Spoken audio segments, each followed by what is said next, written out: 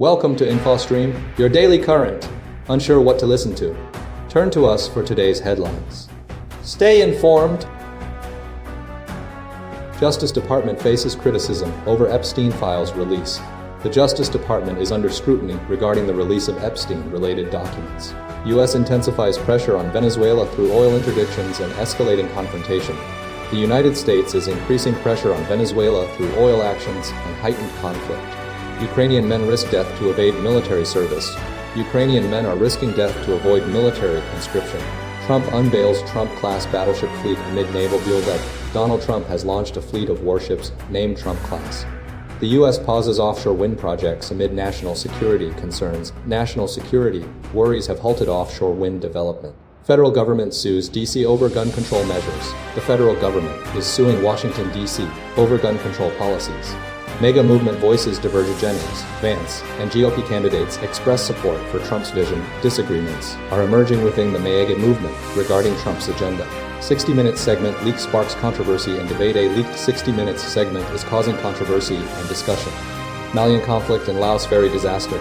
A combined humanitarian crisis is unfolding in Mali and Laos. Israel's expanding control over media operations and restrictions on international aid in Gaza are highlighted across 3 recent BBC News reports. The first article details Israel's extension of an order allowing the cessation of foreign broadcasters' operations, stemming from the Jazeera Law. This legislation, passed with a 22-10 vote, permits the shutdown of foreign media outlets in Israel without a court order for the next 2 years, citing national security concerns and accusations of anti-Israel bias leveled against Al Jazeera. The move follows the closure of Al Jazeera's Ramallah office and coincides with the planned shutdown of Army Radio, a state-funded station, by Defence Minister Israel Katz, who deemed it a unique occurrence even amongst authoritarian regimes. Concerns are mounting regarding a broader pattern of restrictions on freedom of expression. Clashes and stalled integration talks escalate in Syria conflict, and stalled negotiations are worsening in Syria. U.S. military strikes drug vessel in Pacific, escalating Venezuela pressure. The U.S. military targeted a drug vessel, increasing pressure on Venezuela. The U.S. economy experiences strongest growth in 2 years. The U.S. economy is experiencing its strongest growth in 2 years. Amazon blocks 1-800 job applications from suspected North Korean agents. Amazon has blocked job applications linked to suspected North Korean agents. Trump appoints envoy to pursue Greenland annexation. Donald Trump has appointed an envoy to advocate for Greenland's annexation. Justice Department faces criticism over Epstein files release. The Justice Department's release of the Epstein files has been met with significant criticism from survivors, lawmakers, and legal experts, primarily due to extensive redactions and a perceived lack of communication with victims. The core issue revolves around the failure to fully comply with the Epstein Files Transparency Act, which mandates the release of all relevant documents without political or reputational considerations. The delay and incomplete nature of the release have fueled accusations of a deliberate effort to protect powerful individuals implicated in Epstein's crimes. Multiple survivors have expressed frustration and alarm over the redactions, particularly the continued inclusion of names, including Jane Doe, who experienced abuse and whose identity was repeatedly disclosed. This has caused immense distress and highlighted a failure to prioritize victim protection. The survivors argue that the DOJ's actions demonstrate a disregard for their experiences and a willingness to shield those involved. Lawmakers, including Democratic Rep. Ro Khanna, who co-authored the Transparency Act, are demanding greater transparency and accountability from the Justice Department. Khanna has called for the DOJ to release FBI witness interviews, emails seized from Epstein's computer, and other materials that could shed light on the broader network of individuals connected to the crimes. The Justice Department, through spokesperson Chad Gilmartin, maintains that it is undertaking an arduous effort to protect victims through redactions as documents are released. Gilmartin emphasized ongoing communication with victims and their attorneys, although survivors report limited direct engagement. The release has also prompted discussions about potential legal action, with Republican Rep. Thomas Massie and Khanna considering an effort to hold Attorney General Pam Bondi in inherent contempt of Congress. This measure, rarely used, would involve detaining or imprisoning the Attorney General until she complies with congressional demands. The Justice Department is expected to continue releasing documents over the coming weeks, but the ongoing criticism underscores the need for a more transparent and victim-centered approach to the investigation and the handling of this sensitive material. The situation highlights the challenges of balancing the public's right to information with the imperative to protect vulnerable individuals. U.S. intensifies pressure on Venezuela through oil interdictions and escalating confrontation. The United States is actively pursuing multiple Venezuelan oil tankers as part of a broader pressure campaign against President Nicolás Maduro. The core of the operation involves seizing vessels transporting sanctioned oil, aiming to disrupt Venezuela's revenue streams and exert political leverage. The Bella 1, identified as part of Venezuela's shadow fleet and carrying sanctioned cargo, has been the primary target, engaging in a prolonged chase involving the U.S. Coast Guard. This vessel was sanctioned for alleged ties to Iran and its role in transporting illicit oil. Prior to this, the U.S. seized the skipper, previously sanctioned for its connections to Iran, and the Centuries, carrying sanctioned oil from state-owned PDVSA. These seizures demonstrate a concerted effort to dismantle Venezuela's oil industry. Donald Trump has repeatedly emphasized the U.S. commitment to continuing the pursuit of these tankers, characterizing the operation as utilizing the biggest armada we've ever had and the biggest we've ever had in South America. He has repeatedly called for Maduro to step down, stating it would be smart for him to do so. The U.S. is maintaining control of the seized tankers, exploring options to either sell the oil or incorporate it into the Strategic Petroleum Reserve. The actions are part of a wider strategy involving a complete blockade of sanctioned tankers. The U.S. military has significantly increased its presence in the Caribbean Sea to support these operations. The U.S. Treasury Department has added the Bella 1 to its sanctions list. American officials view the Bella 1 as a key component of Venezuela's ability to evade sanctions. The ongoing pursuit highlights the deep-seated tensions between the U.S. and Venezuela, driven by disputes over Venezuela's oil resources and Maduro's authoritarian rule. The U.S. continues to seek to destabilize Maduro's regime through economic and political pressure, with the oil tankers serving as a central element of this strategy. The U.S. is consulting with American oil companies regarding the potential outcomes of a post-Maduro Venezuela. Ukrainian men risk death to evade military service. Recent news reports detail a growing trend of Ukrainian men attempting to illegally cross the border into neighboring countries, primarily Romania, to avoid military service amidst the ongoing conflict with Russia. The situation highlights a significant manpower crisis within Ukraine's armed forces and the personal dilemmas faced by individuals seeking to escape the front lines. Multiple news sources report that approximately 30,000 Ukrainian men have already fled the country since the start of the war, with many more attempting to do so. The primary destination is Romania, where over 25,000 individuals have been apprehended, while thousands more have successfully crossed the border. The motivations behind this exodus are varied, but predominantly driven by a desire to avoid combat and the risk of death. Several men, including taxi driver Viktor Pinkasov, are undertaking perilous journeys across the Carpathian Mountains, often relying on smugglers to facilitate their escape. The operation of smugglers is a significant concern for Ukrainian authorities, who are actively investigating and prosecuting individuals involved in facilitating illegal border crossings. Some smugglers are openly advertising their services on social media, offering assistance for around 14,000. Rescue organizations, such as Salvamont Marimures in Romania, are playing a crucial role in assisting individuals who become stranded during their attempts to cross the border. These groups have rescued over 377 Ukrainian men, many of whom were in dire circumstances, including being stuck on mountains during severe weather. The Ukrainian State Border Service maintains a zero-tolerance policy toward corruption and is actively investigating and prosecuting those involved in facilitating illegal border crossings. The situation underscores the immense challenges facing Ukraine as it attempts to sustain its defense against a larger and more heavily armed adversary.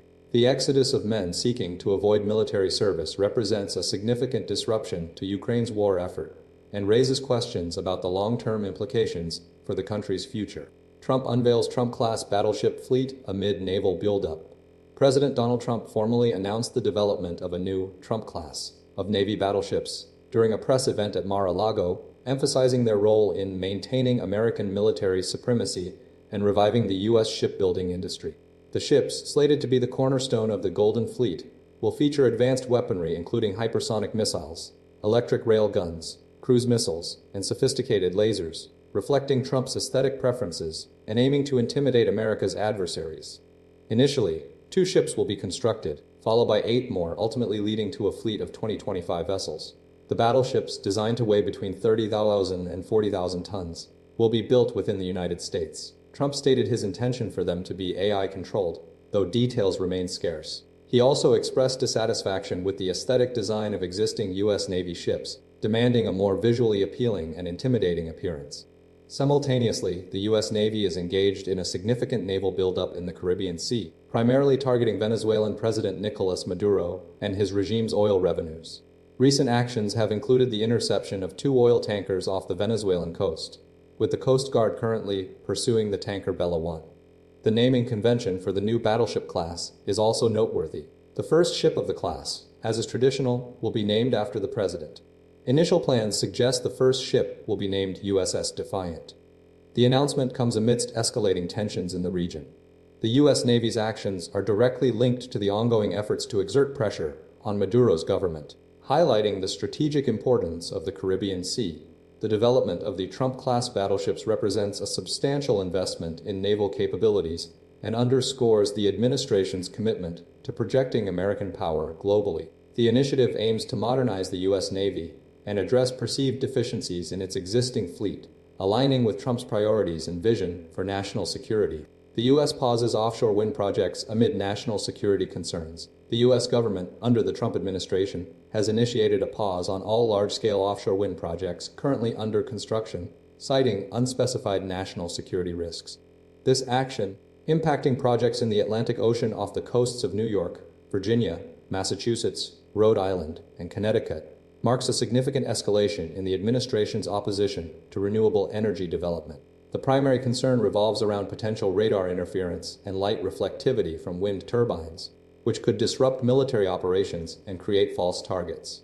Interior Secretary Doug Burgum stated that the Department of Defense has conclusively determined that large offshore wind farms have created radar interference that creates a genuine risk for the U.S., particularly concerning East Coast population centers and commercial aircraft proximity to major airports. The Department of Defense has reportedly signed off on every offshore wind lease to date, despite these concerns.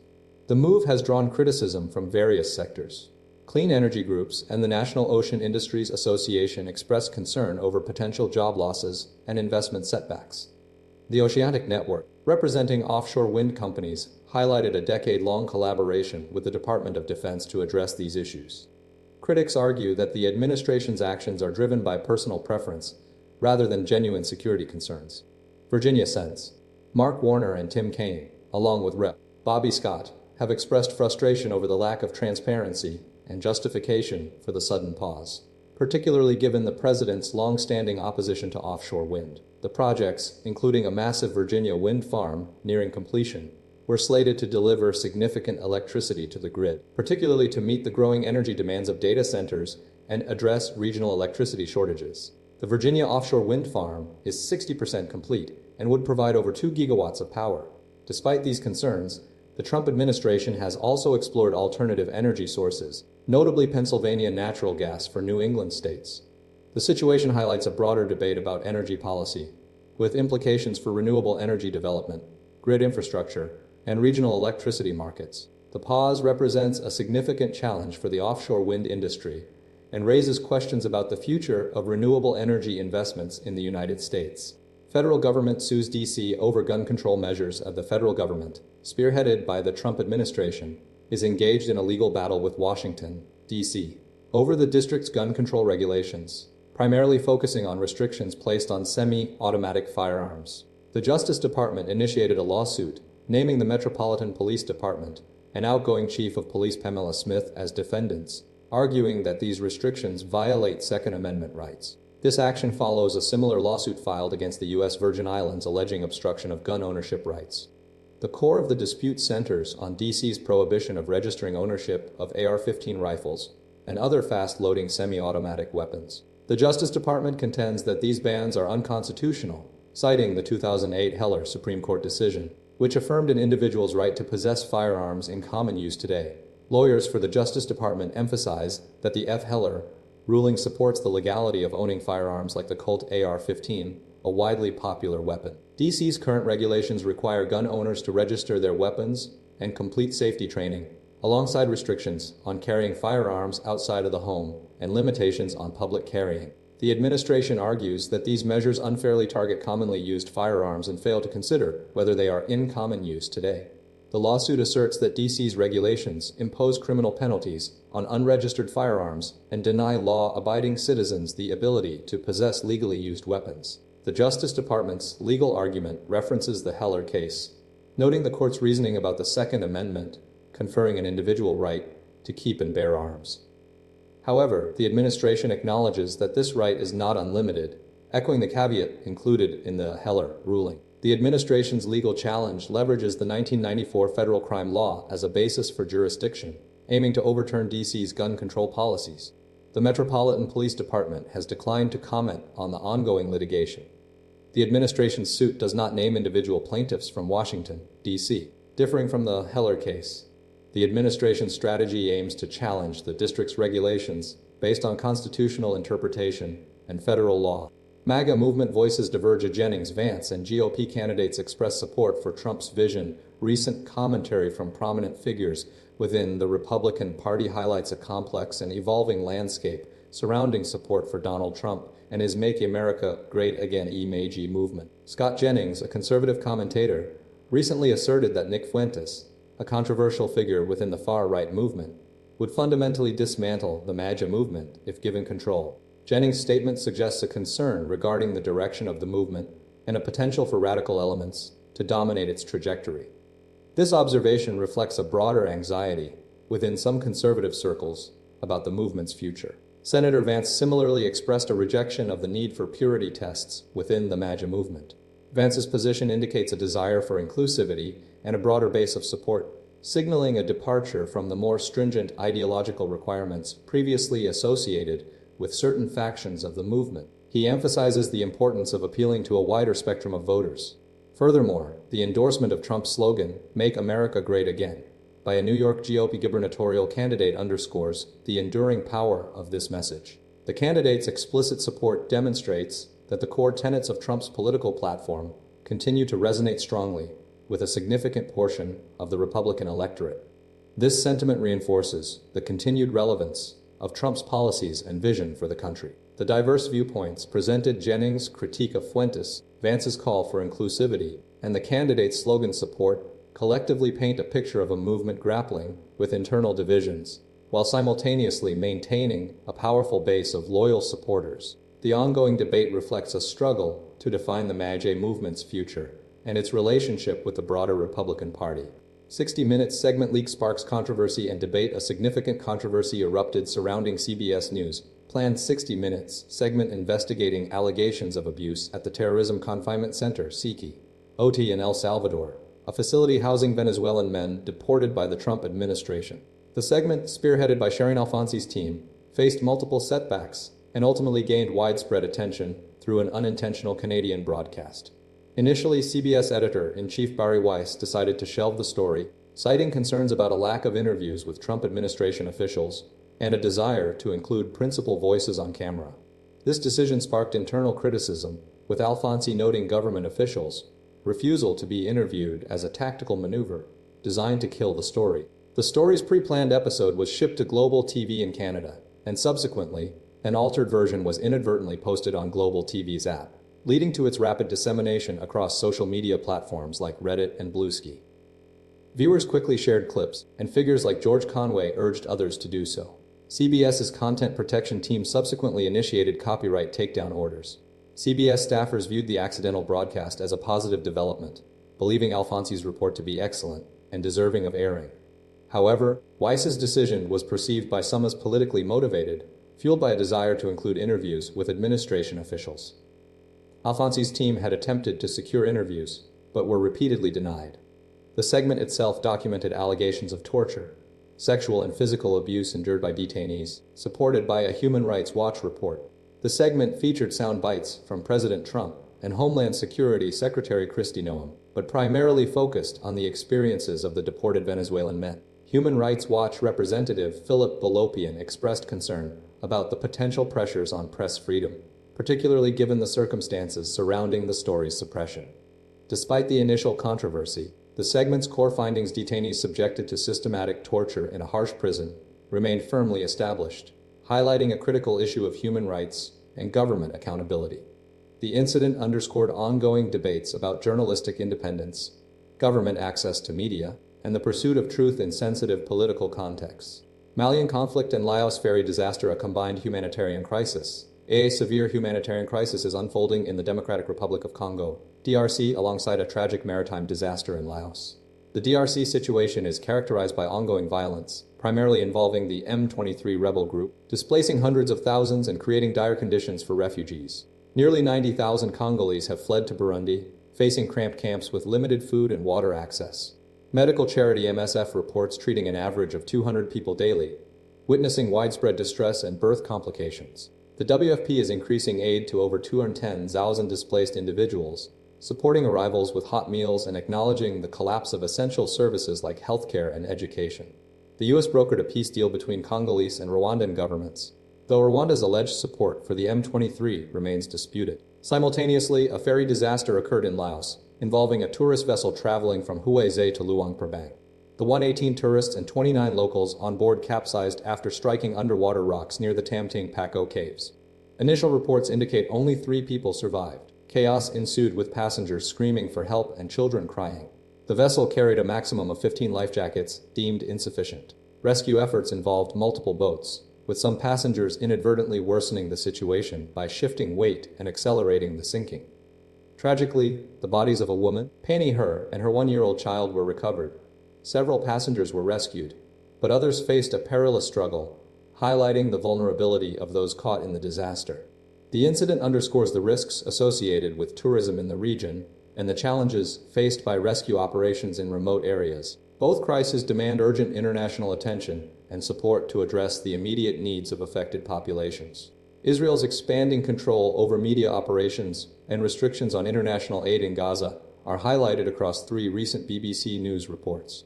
The first article details Israel's extension of an order allowing the cessation of foreign broadcasters' operations stemming from the Jazeera Law. This legislation, passed with a 22-10 vote, permits the shutdown of foreign media outlets in Israel without a court order for the next 2 years, citing national security concerns and accusations of anti-Israel bias leveled against Al Jazeera. The move follows the closure of Al Jazeera's Ramallah office and coincides with the planned shutdown of Army Radio, a state-funded station, by Defence Minister Israel Katz, who deemed it a unique occurrence even amongst authoritarian regimes. Concerns are mounting regarding a broader pattern of restrictions on freedom of expression. The second report focuses on Israel's increasingly stringent registration rules for international non-governmental organizations, INGOs operating in Gaza, threatening the humanitarian response. The Ministry of Diaspora Affairs and Combating Anti-Semitism has rejected 14 applications, approved 21, and is reviewing the remaining 65, citing grounds such as denying Israel's existence as a Jewish and democratic state or supporting armed struggle against Israel. This has raised fears of a collapse in humanitarian operations, with the Humanitarian Country Team warning of fundamentally jeopardized INGO operations and a potential inability to compensate for the loss of aid. The WHO reports a 3-fold increase in child admissions to Gaza hospitals due to poor hygiene conditions exacerbated by the conflict's destruction. The final article details the case of 1-year-old Sawar Asher, evacuated from Gaza for treatment in Jordan, and her subsequent return to Gaza. Sawar, suffering from a gastrointestinal infection and immune deficiency, faced challenges accessing specialized formula milk. Despite the Jordanian government's efforts to facilitate her treatment and return, she was subsequently readmitted to Al-Aqsa Martyrs Hospital in Gaza, where medical staff reported severe shortages of medicines and electricity. The Jordanian government's repatriation program, designed to facilitate the return of other sick children, underscores the ongoing difficulties faced by vulnerable patients and the continued need for international assistance in Gaza. The situation highlights the complex interplay of military conflict, humanitarian crisis, and restrictions on media and aid delivery within the region. Clashes and stalled integration talks escalate in Syria. Recent clashes between Syrian army forces and the Kurdish-led Syrian Democratic Forces, the SDF in Aleppo, have raised serious concerns about the future of the March 10 agreement aimed at integrating the SDF into Syria's state institutions. At least 3 individuals were killed and 31 others sustained injuries during the fighting, which erupted as negotiations continued. The violence occurred in Aleppo, a strategically important city held primarily by the SDF. The clashes represent a significant setback to the agreement, which was intended to establish a nationwide ceasefire and integrate the SDF's civil and military structures into the Syrian state framework. The US-backed SDF, the most powerful non-governmental force in Syria, holds considerable territory in the northeast, and has been a key partner in combating the Islamic State group. Differing accounts of the initial incident paint a picture of escalating tensions. The Aleppo Health Directorate reported 2 civilian deaths and 8 injuries resulting from SDF shelling. Conversely, SDF media head Fard Shami stated that 1 civilian was killed and 23 people injured, attributing the casualties to mortar and heavy weapon attacks by factions affiliated with the Damascus government. Both sides have accused each other of initiating the hostilities, with the Syrian Defence Ministry claiming its forces were responding to SDF fire targeting residents and security deployments.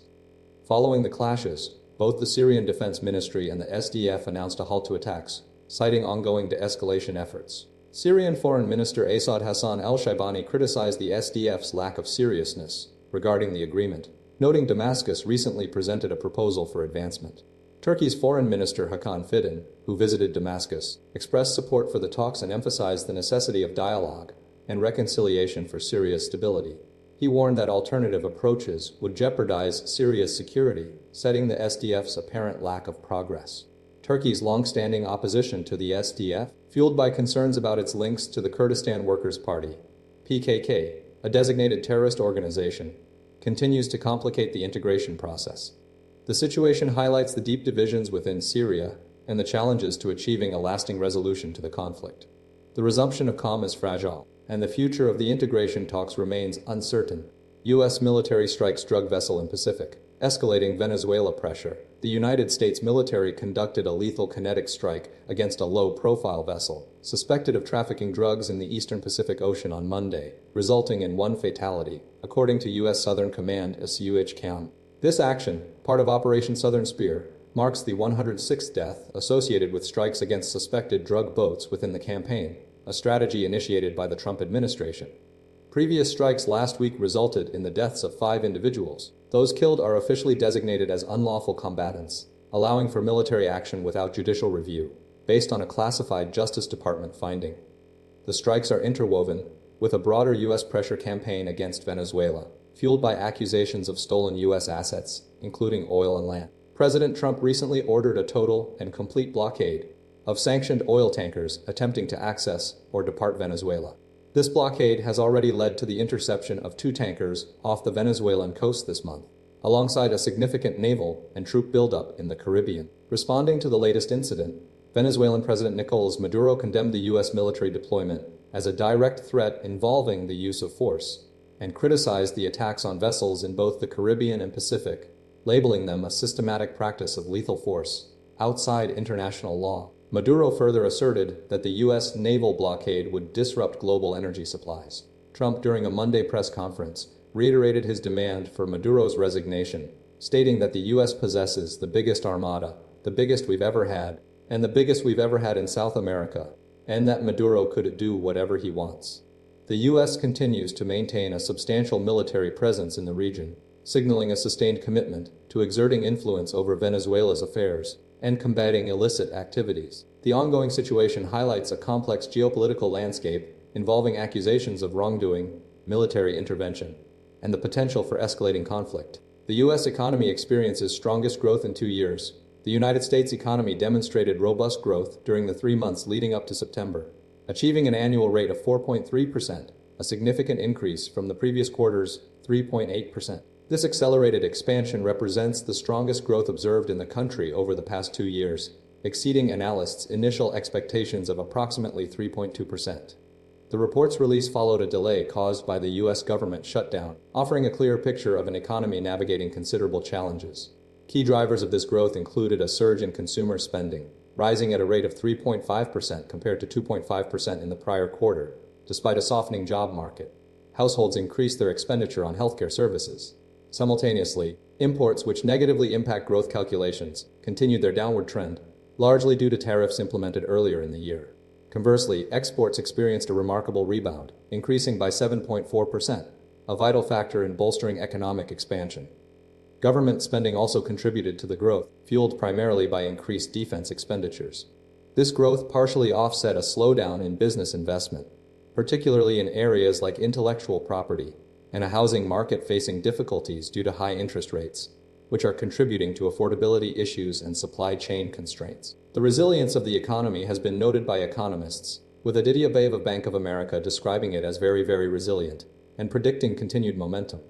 The overall performance suggests an economy that has defied pessimistic forecasts since the beginning of 2022, highlighting its capacity to withstand economic headwinds. Amazon blocks 1,800 job applications from suspected North Korean agents. Amazon has taken a significant step in combating cybercrime by blocking over 1,800 job applications suspected of originating from North Korean agents. This action follows warnings from US and South Korean authorities regarding Pyongyang's operatives engaged in online scams, primarily aimed at obtaining employment and funneling illicit funds back to the regime's weapons programs.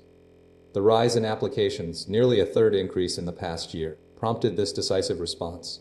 These North Korean operatives typically attempt to secure remote working IT jobs using stolen or fabricated identities, often operating within laptop farms' networks of computers managed remotely from outside the country.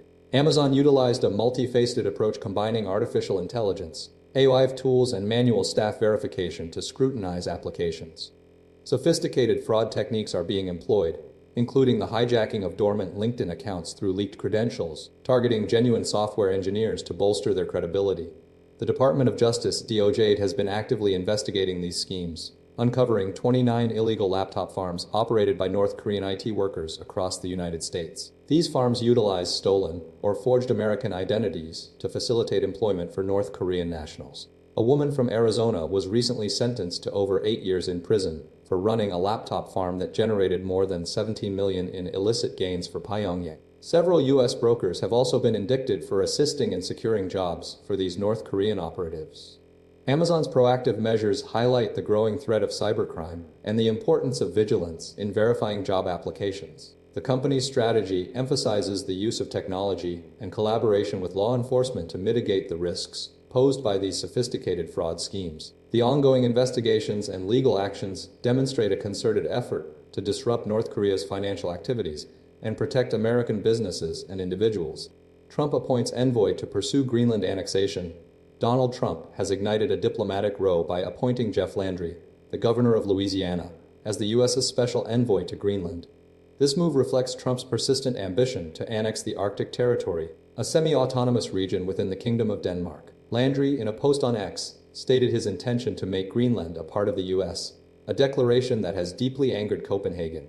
Denmark's foreign minister, Lars Løkke Rasmussen, deemed the appointment deeply upsetting and emphasized the necessity of respecting Danish sovereignty and Greenland's territorial integrity. The appointment underscores Trump's strategic interest in Greenland, primarily due to its geographic location and potential mineral wealth, aligning with his broader strategy of expanding U.S. influence within the Western Hemisphere. This ambition has been previously demonstrated through attempts to purchase Greenland during his first term, which were unequivocally rejected by both Denmark and the Greenlandic government. Trump's stance, including potential use of force, has shocked traditional allies and raised concerns about destabilizing international relations. Greenland, with a population of approximately 57,000, enjoys extensive self-government despite Danish control over defense and foreign policy. While most Greenlanders favor eventual independence, public opinion overwhelmingly opposes becoming part of the United States. The Prime Minister of Greenland, Jens Frederik Nielsen, affirmed that the appointment of the envoy does not alter the territory's stance, stating that Greenland decides our own future, and that Greenland belongs to Greenlanders. The European Union Commission President, Ursula von der Leyen, expressed full solidarity with Denmark and the people of Greenland, further highlighting the gravity of the situation. This appointment represents more than just a diplomatic gesture. It's a bold assertion of U.S. intentions and a clear challenge to established international norms, demonstrating Trump's determination to secure strategic advantage and control within the Americas, mirroring his aggressive approach towards Venezuela. The informal nature of the envoy's role, lacking formal diplomatic approval, emphasizes the unconventional approach being taken, solidifying the impression that Trump's ambition regarding Greenland remains unwavering.